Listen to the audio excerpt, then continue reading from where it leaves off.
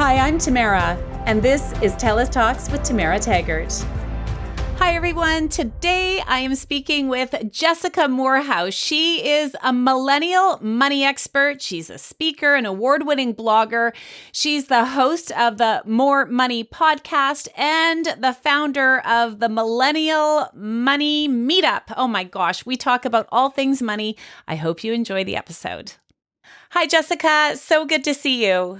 So good to see you. I'm so excited to be on here. Okay, so here's the thing. I'm not very good at talking about money, and I'm excited to talk to you about it because I don't think I'm alone when it comes to money. It's like I like money and I like making money and spending money and sometimes saving money, but I don't like to talk about it. Do you find that with people that you come across? Oh, of course. That's why I think they we're searching certain terms on Google or YouTube and find me because everyone's curious about money. We want to get better at money, but it's also, there's so many negative things about it. There's a lot of shame attached to it. Shame about maybe some of the past mistakes we've made. Shame about, I probably should know this by now, and embarrassed to ask somebody what the right thing to do is.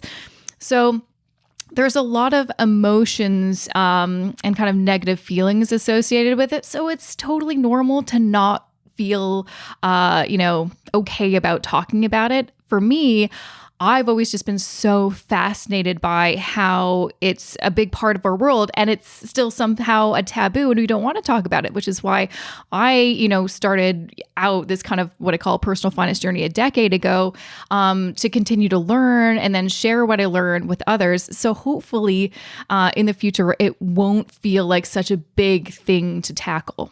Because you've always had, a conscious, I guess, relationship with money, right? Since you were, now, is that because of your parents? Did your parents teach you this sort of stuff, or how did? Not at instructions or lectures or anything like that. It's a lot of it was just observation. So I think I was always pretty aware of money just because of, I heard my parents talk about it, and it wasn't necessarily like, oh wow, we're great and comfortable. It was like, how are we going to make this budget work? Or, dad's laid off. How are we going to do this? Or how are we going to pay for, I remember, still burned in my mind asking my parents, hey, I want to go to university. Like, how am I going to pay for that? Early in high school, they're like, we don't have anything saved up. So you're going to have to save up to, we couldn't afford to save anything up, you guys.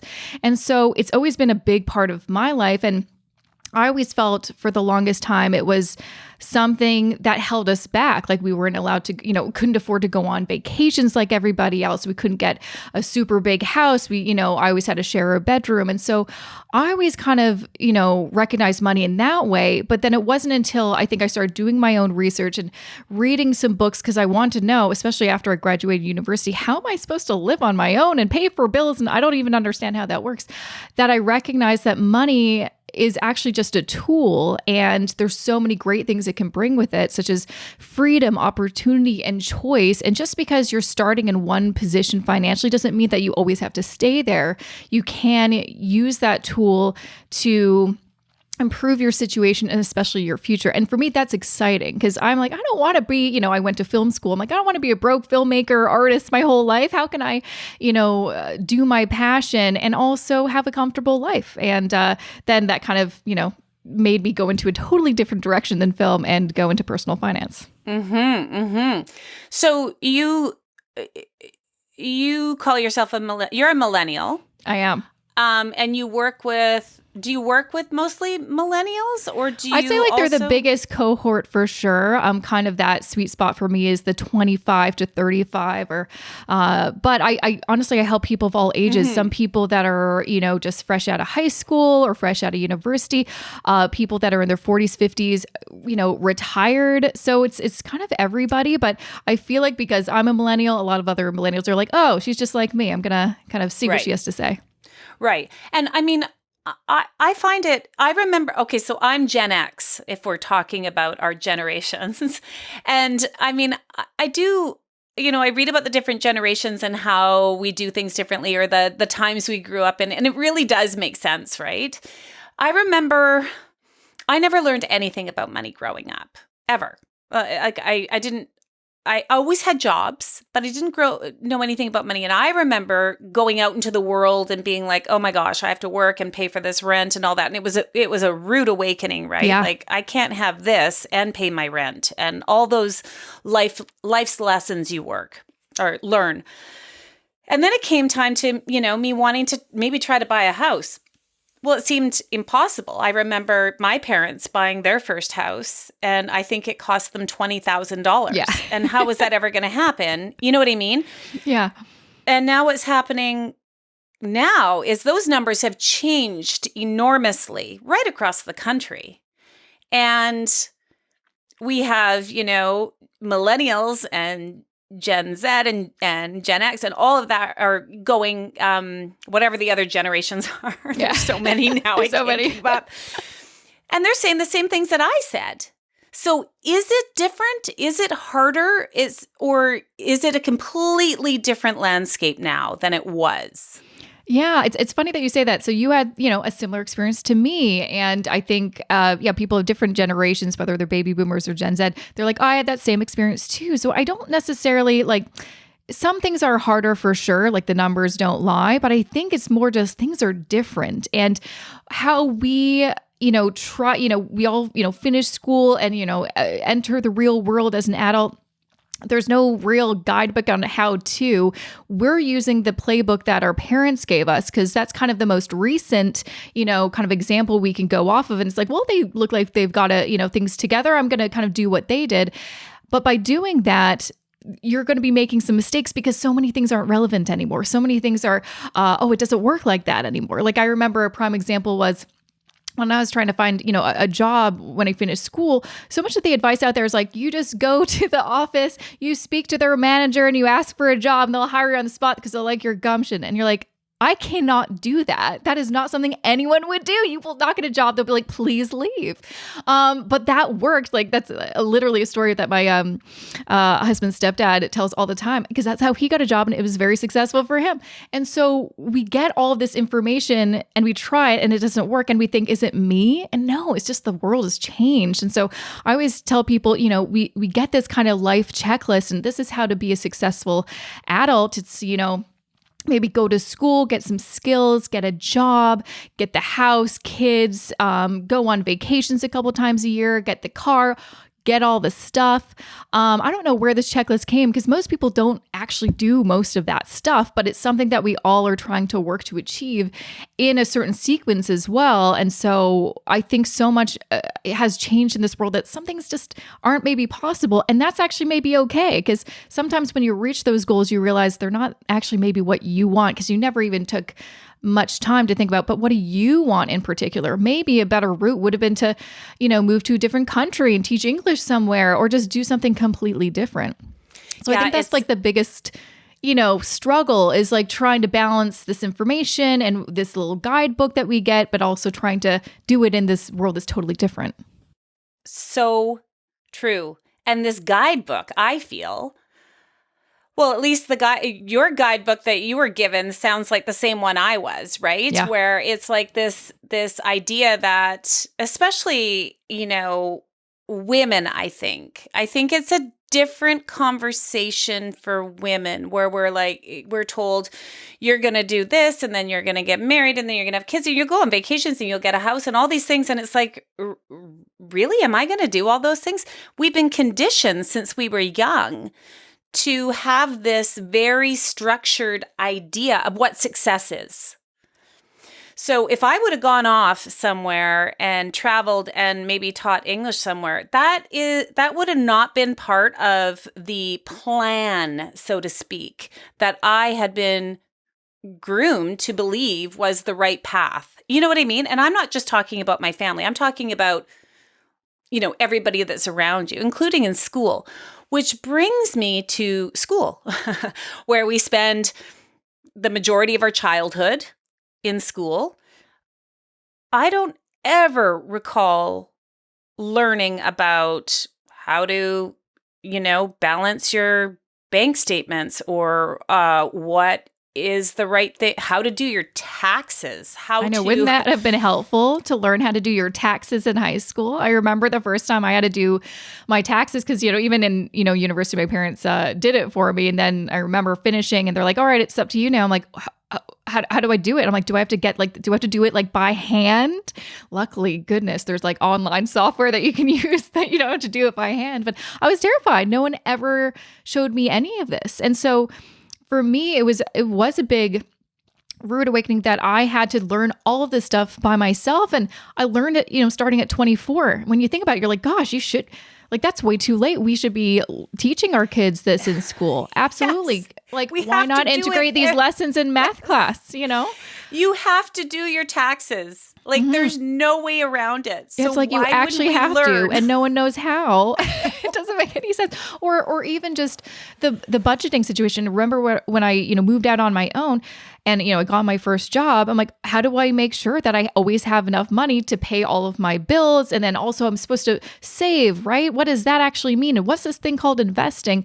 Wouldn't it be great if we learned all of this sooner? And so I hope that does happen, that it does get integrated more, and this isn't such a big deal. But unfortunately for all of us who, it's too late for us, we have to take the time to educate ourselves. And also, I think one thing I always thought that, oh no, I don't have to learn this stuff. I'll just hire someone like a financial planner. They'll do it for me. No. You still need to learn this stuff. Just like if you're going to a mechanic, you should know a few things before just taking the advice of the mechanic. Because what if they're telling you something that's totally, oh, you need to get this axle rod and this, all that and all that stuff. And you're like, yeah, okay, I'll take yeah, sure, whatever. How much it costs, I'll pay you. You want to make sure you know what they're talking about to make sure that they are actually following your direction, actually going to help you. And so that's kind of the example I like to give, because, financial planners, advisors can be great, but they all have different skill sets, different biases. Some sell products, some don't. And so it's really important for you to also have those, just some general information and knowledge and skills. So when you're working with them, you know what they're talking about. It doesn't seem like they're speaking another language to you.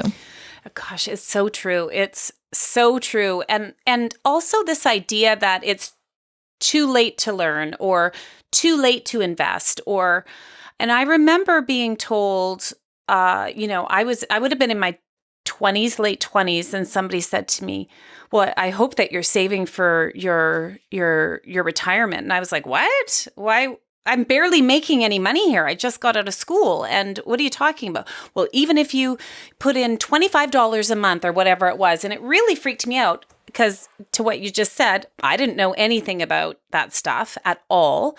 I tried to learn. I went to my bank, all that. But I had this idea in my head that I was already too late, which is not true.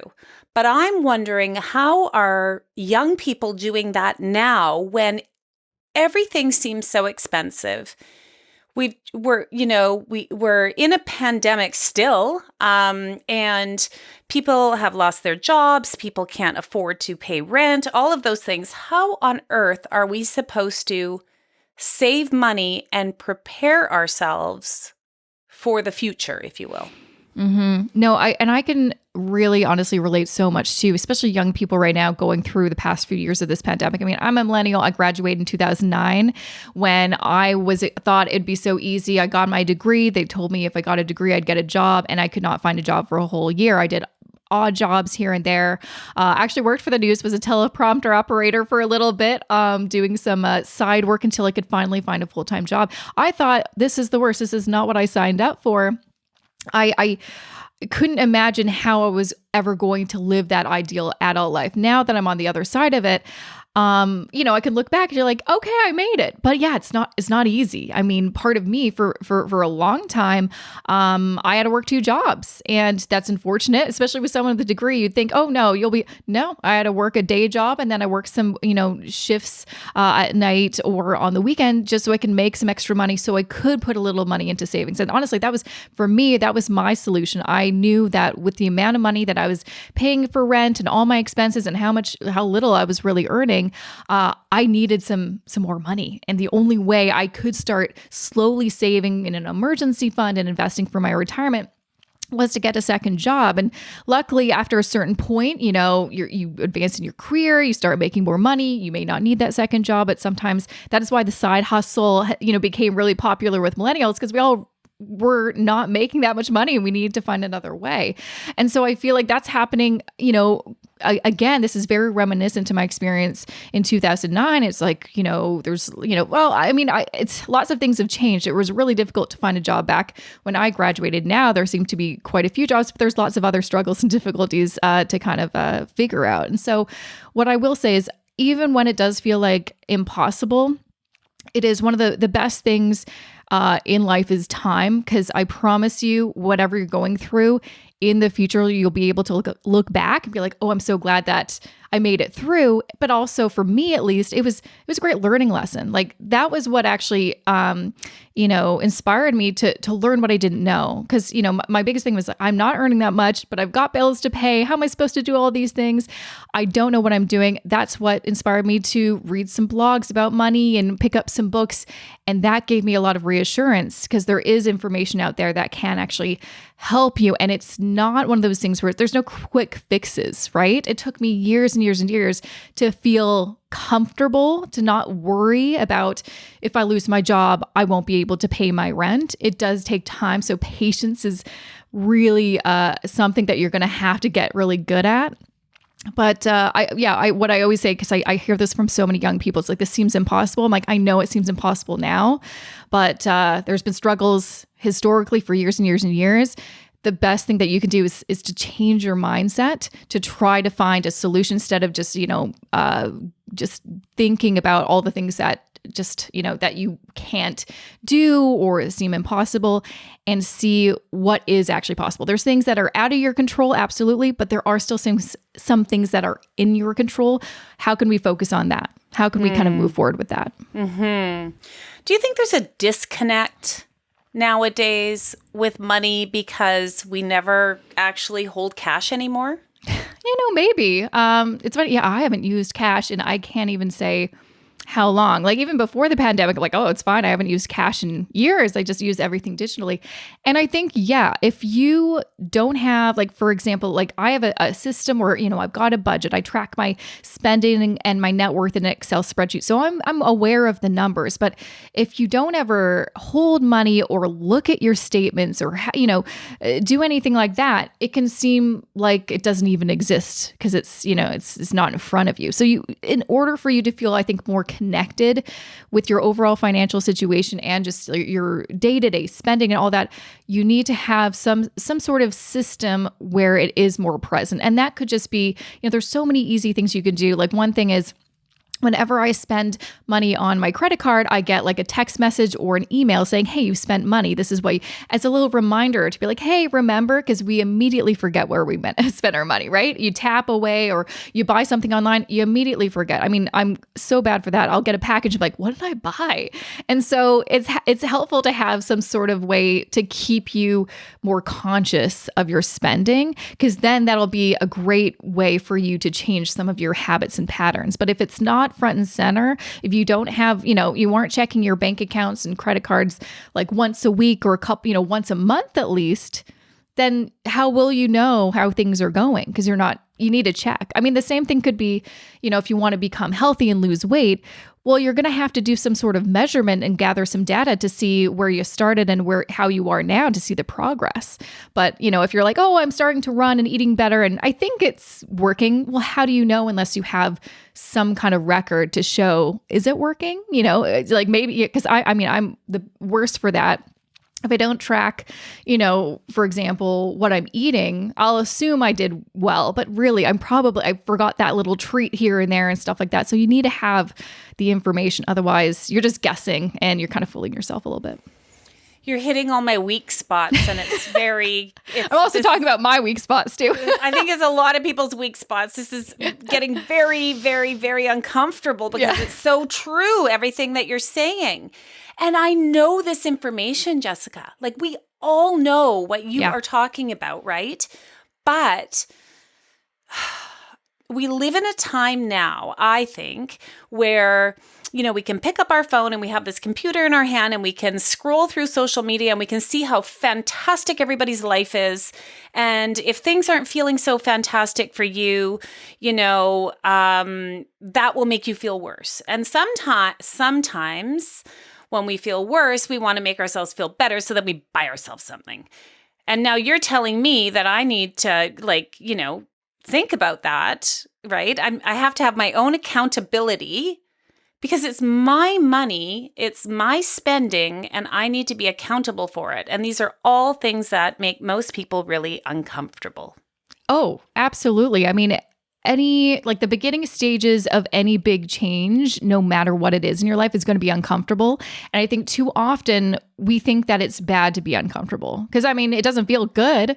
But it's one of those things, like for me, the thing that I've learned over the years is you need to just like live in that feeling of being uncomfortable and just stay there because you will get through it. And the feeling after is so good.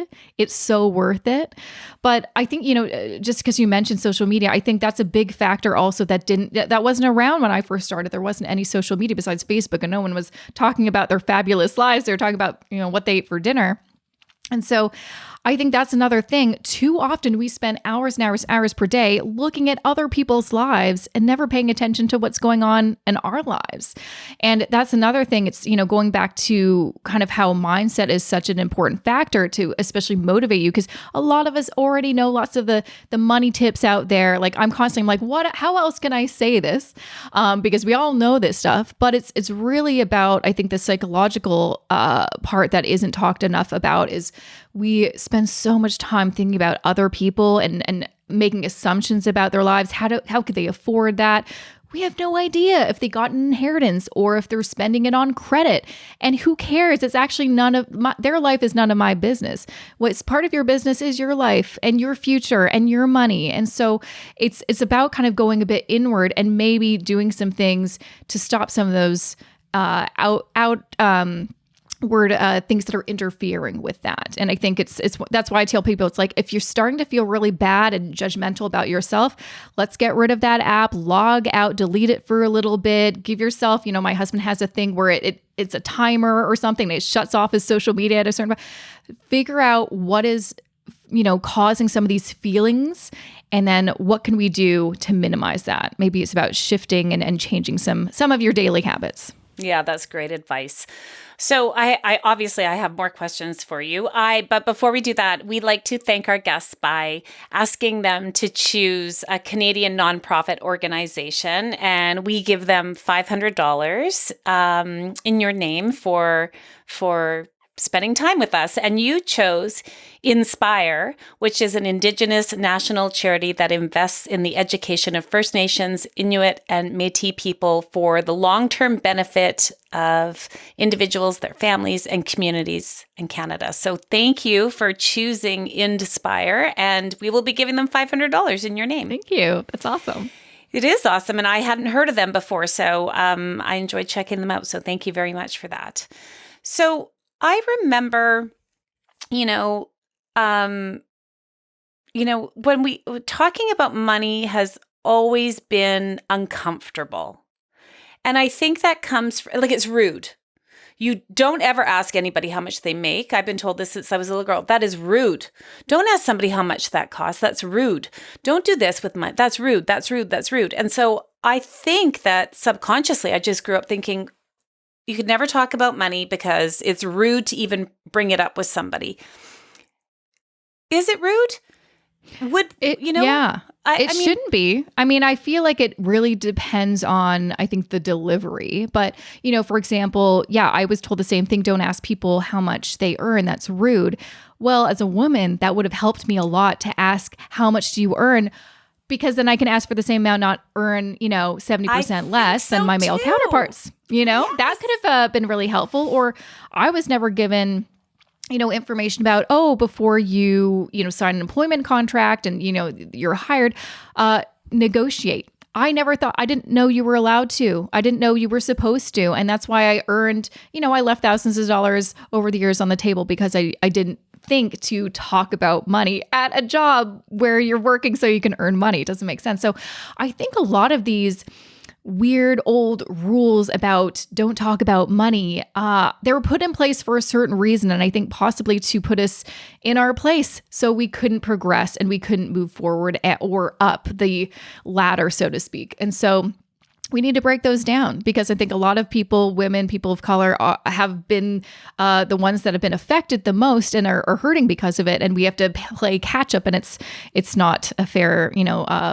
playing field. And so I think we need to get rid of this idea that money is rude. But when it comes to how do you ask, there are definitely some ways to go about it. If someone were to just on the street ask me, how much do you make? Or what's your net worth? Sometimes I get asked questions because some people in my position, they publicly display their net worth. And I don't do that, because I'm like, well, that's my personal business. I'm not telling you exactly how much I'm worth. That's for me. But ask for a range or ask for examples. There's definitely some ways, for example, like, I don't know if I'd actually ask someone, how much do you earn? I could ask instead, someone you're in your position, what's a range? Do you, is it between this and this? So you don't, they still have their privacy. And I think that's important, but then you have a good idea of what to expect if you're up for a similar role or something like that. Or when it comes to net worth, again, you can ask people, hey, for someone at this age, what do you think is a good net worth? What's your opinion? And very well, they can think about their net worth, maybe people in their same position, and give you kind of a range. So I think that's always important, is to be, conscious of that. Yeah. And, it's so true. Where does that come from? Where does that idea come from? I mean, I have some pretty good ideas. Yeah. I think we all do. And it's interesting, right? Because now all of a sudden, when we stand up and we say, oh, well, I find my contract negotiations are very different today than they were when I was negotiating my own contracts for years and years in my older career. And I was scared. I was so scared of money. And I was so scared that if I asked for even a tiny bit more, that I would lose my job, because I was sort of told that, there's lots of people that want to do your job, Tamara. If you're not happy with what you're getting paid, just let us know. And if that doesn't scare you, I don't know what will, right? And so it really does put people in their place. Like, here's what you're making. Be happy. Don't ask any questions. Don't talk about it with anybody, is basically what you're told. Yeah. I mean, I was told the exact same thing. That's why there's only been a few times where I've actually asked for a raise. And honestly, both of those experiences didn't really make me feel like, well, that was worth it. One of the jobs, I got a little bit of a raise, but not exactly what I asked for. So it was definitely them saying, we're still in control. And the other one, well, it led me to quit my job and start my own business, which I'm glad for now. But, that was I was always told you could lose your job, or if you threaten to leave, they may, actually ask you to leave and all that kind of stuff. And so, yeah, there's a lot of reasons to not ask for more money. But yeah, until honestly September, when I got an agent to help me, I always did my own negotiations, and I hated it, because you're always trying to figure out, I want to be paid my value, but I also want to look like I'm a team player and do good work. And I also don't want them to think I'm greedy, but I also don't want them to think I'm a doormat. And it's just, I mean, how do you win? Yeah. How do you win, right? But it honestly was a great skill over the years to learn to really stand your ground. And another thing too, especially there's lots of women who, are in kind of my community, do things similar to me in Canada and the US. And we talk a lot, privately about, how much should we ask? Like, sometimes we'll just DM each other. It's like, how much do you think I should ask? And I love when people ask me that, who were maybe just starting out, because sometimes, and I used to do this too. It's like, maybe I'll do it for free, and then the next time I'll ask for money. It's like, don't ever do anything for free. Exposure doesn't pay the bills. So we need to support each other. And another reason why it's so important to talk about money with some of your, peers, really. Yeah, exactly. So, if anyone who's listening right now who is, has children, let's say, or younger siblings, or, nieces, nephews, whatever, that are, not learning about these things in school, what are some things of advice you'd give to a parent who has maybe some teenage girls or tween boys or whatever it might be, right? Like, how can we start their financial literacy, Mm-hmm. I think because I learned about money when I was growing up just by observation, but I think also part of it was sometimes I was integrated into some of the decision making. And so I think that's important, is if you're giving your kid an allowance, talk to them about what does it mean to now you're earning money. That's what that allowance is. How do we make sure that we're maybe saving some, we're spending some, maybe we're investing some or giving some to charity. How can we talk about budgeting in those really early stages? Or if it's, a sibling, again, actually it was my older sister who told me about personal finance blogs. And this was back in like 2010 or something. She started reading some. I'm like, oh, I've never heard of a blog. And so me and her started talking about it because she got interested. And so just opening that communication. And I think also what's important is making sure that either it's your sibling or whoever it is feels comfortable coming to you with their questions and not feeling judged or like there's a stupid question. Because I think that's the other thing. People are afraid to ask something dumb, but it's like nothing's dumb. It just means you just don't know the answer. And if anyone is making you feel that way, usually it's coming from their own insecurities. Someone should be so grateful that you came to them asking that question so they can help you. Asking for help is difficult. It doesn't always feel, comfortable, but it can be the starting point of something, opening this world into a better future. Mm-hmm. Okay, so we need to wrap up. But before we do that, your podcast. So you have a podcast. It's a great place for people to start if they're curious about all of this. I mean, you have over 300 episodes. You know what you're doing. You've been doing this for a long time. Almost 7 years. Mm-hmm. You are very experienced in this. And all of your information can be found on your website, right? Which is Jessica Moorhouse. That's MOOR, moorhouse.com. And